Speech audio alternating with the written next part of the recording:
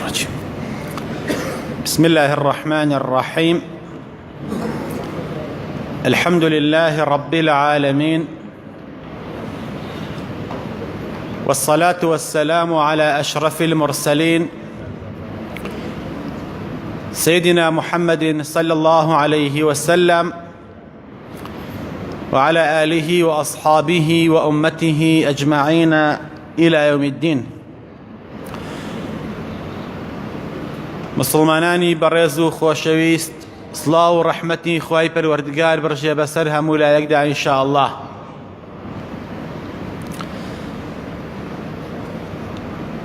ئەچینە خزمەتی فرمودەی پێغەمبەر صلی الله عليه وسلم کە فرمودەکە سەحابەی بەڕێزی پێغەمبەر صلی الله عليه وسلم بەڕائی کوڕی عازب ئەیگێڕێتەوە، ئەفەرمێ لە خزمەتی پێغەمبەر بووم صلی الله عليه وسلم، پیاوێکی ئەنساری وەفاتی کردبوو، چوون بۆ گۆڕستانی بەقیع، لەوێ ناشتیان پێغەمبەر صلی الله عليه وسلم تەڵقینی کرد و فرمووی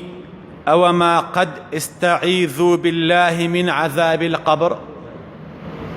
ئەوە بۆچی ناپاڕێنەوە لە خوا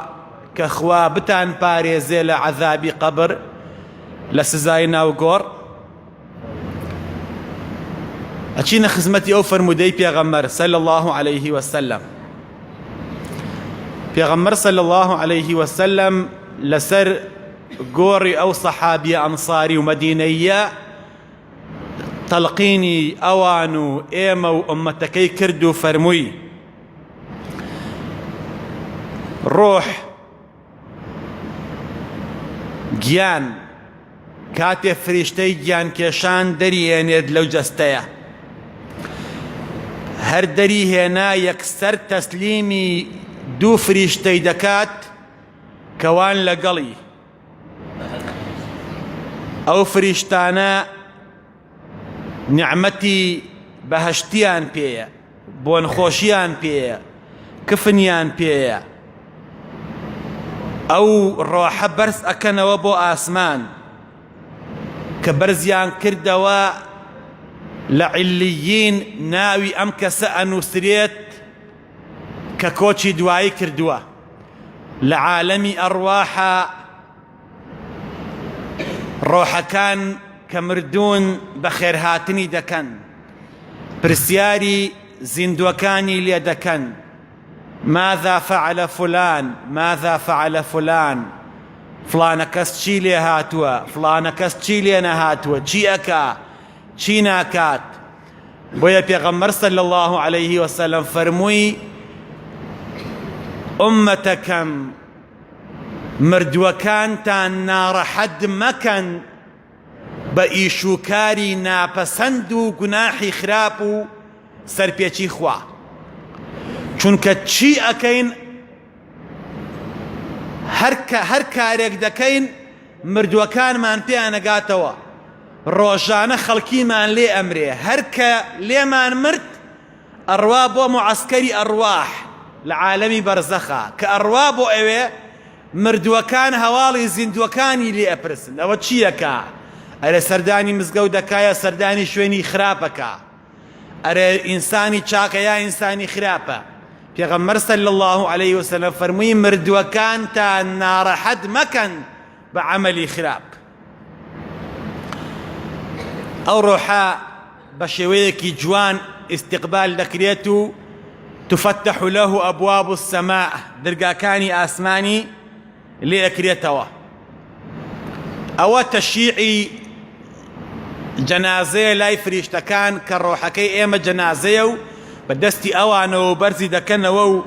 مژدەی پێدەدەن و قسەی لەگەڵ دەکەن و پێی ئەڵێن شوێنەکەی تۆ لە بەهەشتایە و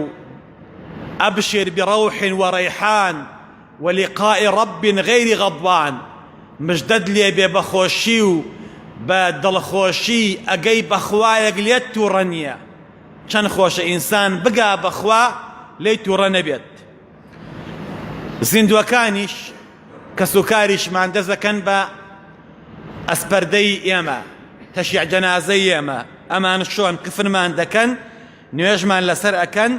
ئەمان بەن بۆ سەر قەبرستان کە ئێمەیان بر بۆ سەر قەبرستان ئەگەر بە ئیمانەوە ئینشاءالله مردین، پێغەمبەر صلی الله عليه وسلم فەرمووی ئەو ڕۆحە ئەگەڕێتەوە ناو قەبرەکە، لە ئاسمانەوە گەڕێتە ناو قەبرەکە. ئەو دوو فریشتەیە نەکیر و منکەر کە ئەدێنە ناو گۆڕەکەوە بۆ ئەو ئیمتیحانە گەورەیە، بۆ ئەو پرسیار و جەوابە، بۆ ئەو سوئالە، بۆ ئەو چوار پرسیارە گرنگە. پێغەمبەر صلی الله عليه وسلم فەرمێ ويأتي الملكان فيجلسان العبد، ئەو فریشتانە دێن ئەو عەبدە دادەنیشێنن. ئەی پێغەمبەری خوا صلی الله عليه وسلم ئەو قەبرە تەنگە، ئەو قەبرە تەسک و تاریکە چۆن عەبد دادەنیشێنن؟ ئیمامی نەووی ئەفەرمێت دانیشتنی معنەوی، دانیشتنێکە ئەو گۆڕە لە لای ئەو عەبدە مەدە البەسەر درێژە بێت، بە ئەندازەی چاو بڕکا درێژە بێت. ئەو عەبدە دانیشێنن جا پرسیاری لێ دەکەن. جا عەجیبیش ئەوەیە سەرنج بە مسڵمانی نوێشکەر، ئەو کەسەی پێنج فەردە لە مزگەوتای سەرسوڕهێنەر ئەوەیە پێغەمبەر صلی الله عليه وسلم فەرمێ ئینسانی ئیماندار کاتێ فریشتەکان لە قەبرا دێن بۆ لای دایدەنیشێنن، ئەو کەسە لە ناو گۆڕەکەیە جەوێکی بۆ دروست ئەبێ وەکو ئەوە وایە سەعاتێکی مابێ بۆ مەغریب. چەندێکی مایە بۆ مەغریب؟ سەعاتێکی مایە بۆ بانگی شێوان. تەمەثەلت له الشەمس ساعة الغروب، خەریکە خۆر ئاوا ئەبێ، قەبرەکەی وای لێ دێ خەریکە خۆر ئاوا ئەبێ. فيقول اتركاني لقد كادت صلاة العصر أن تفوتني، بدو فریشتەکە دەڵێ وازم لێ بێنن جارێکاتی پرسیاکردن نییە، خەریکە نوێژەکەی عەسرم ئەڕوا، خەریکە نوێژەکەی عەسرم ئەڕوا، خەریکە با نوێژەکەم کەم جارێ، وا ئەزانێ هێشتا زیندووە. ئەوانیش ئەڵێن یعنی مادام لە ژیانە هەر خەریکی نوێژ بووە، ئاتوچۆی مزگەوتی کردووە، وا ئەزانێ هێشتا کاتی نوێژکردنە، لە قەبریشان نوێژکردن هەیە، وا ئەزانێ. یا هەندێکە فەرموون لە عولەمان وا ئەزانێ نەمردووە، وا ئەزانێ نەمردووە. فریشتەکان پێی ئەڵێن تۆ مواظب بووی لەسەر نوێژ، تۆ بەردەوام زەبتی نوێژت دەکرد، ئێستا کاتی نوێژ نەماوە، ئێستا ئەی عەبدی خوا، ئێستا کە عالەمی بەرزەخە هیچ کردەوەیەک تەواو ناتوانی بکەی، کردەوە تەواو بوو، ڕۆژی کردەوە و ڕۆژی ئەوە تەواو بوو، ئێستا عالەمی ئیمتیحانە. بۆیە پێغەمبەر صلی الله عليه وسلم خەڵک هاو بۆ لای پێیان ئەوت ئەفضل الأعمال چییە؟ ئەفضل الأعمال گەورەترین کردەوە ئەویژەی فەرموو الصلاة على وقتها، نوێژ لە کاتی خۆیان بیکەیت، ئەو کاتە لە قەبرەکە فریاد دەکەوێت. لەو کاتەیە پێغەمبەر صلی الله عليه وسلم فەرمێ کردەوە چاکەکانی کە لە ژیانی دنیادا زۆر پێیانەوە مانوو بووە، لەناو گۆڕەکە دێنە لای پێی ئەڵێن عەبدی خوا ئێمە ئەنیس و ئێمە ڕەفیقی تۆین. لەو کاتەیە پێغەمبەر صلی الله عليه وسلم فەرمێ ئەو قەبرە ئەو گڵا قسەی لەگەڵ دەکات، قەبرەکەیەتە قسە لەگەڵی، پێی ئەڵێ ئەی فلانە کەس كنت أحب عباد الله إلي وأنت على ظهري، کاتێ تۆ لەسەر پشتم بوویت زۆرم خۆشەویستی، چونکە لەسەر پشتی زەوی کردەوەی چاکت دەکرد، سوجدەت ئەبرد، خێرخواز بووی، یارمەتی فەقیر و هەژارت ئەدا. کاتێ تۆ لەسەر پشتی زەوی بووی زەویەکە خۆشی ئەویستی. والآن سوف ترى صنيعي بك، ئێستەش ئەزانی ئەبینی چیت بۆ دەکەم، سێرم کە چیت بۆ دەکەم، ئێستا وای لە ئامێزمە هێشتا لەسەر پشتم بووی من تۆم خۆشەویست، ئێستا وای لە ئامێزمە لەوانای سکمایت لە ناو گۆڕەکایت بزانە چیت بۆ دەکەم. پێغەمبەر صلی الله عليه وسلم فەرمێ قبر گۆڕ بۆ ئینسانی ئیماندار بە ئەندازەی ئەوەی چاو بڕکات وسعەتی پێیا ئەکات و فراوان دەبێت و ئەو کەسە وا لە نەعیمایە وا لە خۆشیایە هەتا وەکو قیامەت هەڵئەسێت و هەروەها کە لەو خۆشیایە دایمە ئەڵێ ڕەبی عەجل الساعە پەروەردگارە ئەی پەروەردگارە تخوا قیامەت زوو هەڵسێنە با بگەمەوە بە کەس و کارەکەم بگەمەوە بە خۆشەویستەکانم لەو نیعمەتەی شایە لە بەهەشتا بیری زیندوەکانی یەکەوێتەوە عەمری کوڕی جەموح سەحابەیەکی بەڕێزی پێغەمبەر بوو صلى الله عليه وسلم عمري كوري جموح جابري عبد الله جابري كوري عبد الله كباوكي شهيد بولا أحدا زور بيتعقد بو جابري كوري عبد الله لأحدا باوكي شهيد بو زۆر ناڕەحەت بوو زۆر بێتاقەت بوو ڕۆژێکیان لە مزگەوتە پێغەمبەر صلی الله عليه وسلم بینی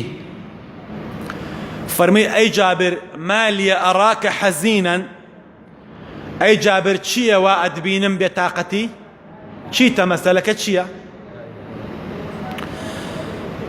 فرمووی پێغەمبەری خوا صلى الله عليه وسلم باوكم لأحدا شهيد بو ترك لي عيالا هشت خشكي بسرا بجيه اللهم هشت خشك تنها أو كريها بو جابري كري عبد الله لا أحدا جستي نبو شيري كافراني برنكوت بي عبد الله باوكي جابر پێغەمبەر صلی الله عليه وسلم فەرمووی ئەی جابر وەرە جابری بان کرد وتی دانیشە وتی چی ئەی پێغەمبەری خوا صلی الله عليه وسلم فەرمووی خوای پەروەردگار بەبێ پەردە لەگەڵ هیچ کەسێکا قسەی نەکردووە ئیلا لەگەڵ باوکت نەبێت تەنها لەگەڵ باوکت بەبێ پەردە قسەی کردووە إن الله كلم أباك بغير حجاب جابر وتی چۆنەی پێغەمبەری خوا صلى الله عليه وسلم پێغەمبەری خوا صلى الله عليه وسلم فەرمووی لما استشهد أباك کاتێککە باوکت شەهید بوو لە ئوحودا خوای رب العالمین پێی فەرموو تمنى علي يا عبد الله داواي چیم لێ ئەکەی با بۆت بکەم ئەی عبد الله ئەی باوکی جابر داوای چیم لێ ئەکەی با بۆت بکەم عبد الله فەرمووی پەروەردگارە داوای ئەوەت لێ دەکەم زیندوم کەیتەوە بڕۆمەوە ناو خزم و کەسوکارم کە پێیان بڵێم ئاگاتان لە دینەکەتان بێت دیفاع لە دینەکەتان بکەن دیفاع لە خوا و پێغەمبەر بکەن صلى الله عليه وسلم و جارێکی تریش لە پێناوی تۆدا شەهید بمەوە و بمرمەوە و بکوژرێم لە مەعرەکە و لە مەیدانی جەنگە ئەوەندە کە پلەی شەهیدی گەورەیە خوا فەرمووی عەبد الله لقد حق القول مني أنهم إليها لا يرجعون خوا فەرمی عەبد الله لای خۆم بڕیومەتەوە هەر کەسێک مرد ناگەڕێتەوە بۆ دنیا تەواو ئەوەی مرد ئیتر دنیا نابینێتەوە کۆتایی بە ژیانی دێت عەبدوڵای باوکی جابر وتی ئەی خوای پەروەردگار بەبێ حیجاب بەبێ پەردە لە عالەمی بەرزەخە خوا قسەی لەگەڵ دەکات ئەی کێ من يخبرهم كي خبريان باتي كي هواليان باتي خوا فرمي خوم هواليان أدمي خوم بيان عليهم آياتي نار دخواروا بۆ سەرگیانی پاکی پێغەمبەر صلى الله عليه وسلم. ولا تحسبن الذين قتلوا في سبيل الله أمواتا بل أحياء عند ربهم يرزقون. أي محمد صلى الله عليه وسلم ومزان وحسب مكة أواني لبناي خوادا كجراون أوانا مردون بلكو أوانا زيندون. علماء كان فرمون أم آياتي خواي پروردگار لسر داواي عبد الله باوكي جابر دابزيوا لو بلو بايا لو منزلتا كإنسان بقى تتشب لو منزلته لو كاتيا جابري كري عبد الله سكنايا هاوبا دستياو ضلي خوش بوك باوكي لتشم منزلته بلو بايا كايا إنسان لقبرة مسلمان كان كنت عيب يدنم بوس بين عسر إن شاء الله قبر وكو ستلايد ويا ستلايد ظاهرها الأحجار والتراب باطنها إما عذاب وإما نعمة. قبر ظاهركي قلة وبردة ناوكي يا عذاب خوابنا مانبا يا نعمته. عينا ستلايت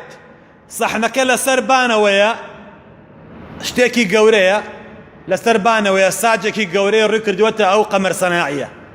بلام لجولكي تويا يا حربة يا شعية ها يا شرطقية يا هالبركية يا موسيقاي خوشة. قبرج عين الآوايا قبر آوايا دركي شيا ظاهركي قلة وبردة ظاهرها التراب والأحجار باطنكي شيا يا عذابة. القبر إما روضة من رياض الجنة أو حفرة من حفر النيران. خوابنا من با إن شاء الله خواهي قرأ لعذاب قبر آقري جهنم ما نبارزه إن شاء الله. خواه لقنا همان خوش بيت خواه عاقبة خير ما نكيت بحال ما نابتوا خواه إصلاح الحال ما نكيت خواه دعاء كان ما نقيل أبكيت خواه شفاء نخوش كان ما نبيت خواه ولات ما نودان كيتوا خواه ولات ما لهمو فتنة وفساد ببارزي يا ربي خواه جيان شفاء نخوش كان ما نبيت يا ربي خواه جيان لبناحي باوك دعيك ما نخوش لبناحي مد وكان ما نخوش خواه رحم بزيد وكان ما نكيت خواه طاعته عبادتي ما انكر رمضان ما لحضورتي يا رب العالمين دوالدك مكسي دوصوصي خاك وخلق خواه ما فقيد كي او اي خائن خواه بحرمتي كي خواه بإسلامتي ما نجيني بإسلامتي ما نريني خواه بشفاعتي رب المخير آمين آمين الحمد لله رب العالمين.